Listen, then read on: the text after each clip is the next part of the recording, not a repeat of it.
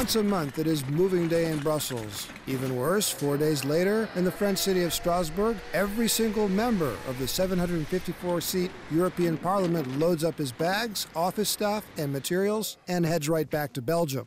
The great monthly migration of Europe's entire legislature and their delegations between Brussels and Strasbourg and back cost European taxpayers $245 million a year. Some elected officials are fed up. I like Strasbourg as a town, but I really must admit I can't stand the traveling back and forth anymore.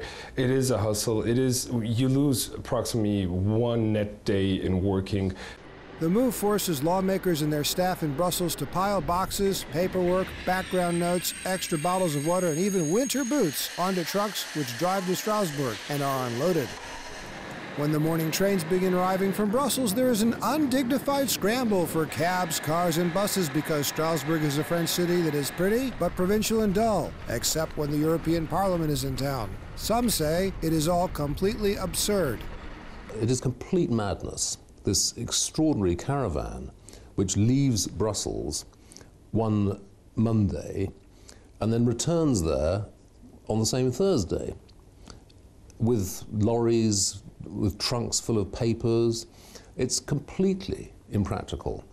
Germany and France once were Europe's greatest enemies. One of the conditions of the peace treaty between the two countries, now the co-leaders of the European Union, is that the Continental Parliament must meet at least 4 days a month in Strasbourg. Scott sees that rule as outdated.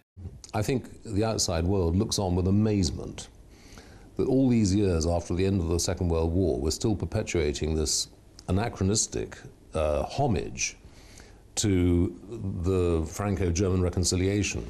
But from Paris, even after all these years, the official answer is clear. No changes to the signed treaty. A deal is a deal.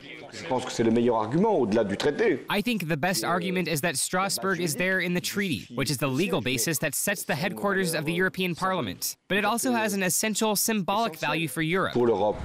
So for the short term anyway, there is no end in sight for the European Parliament's travels. Whether the lawmakers are in Brussels or in Belgium, in less than a month, they are going to evacuate the building they work in.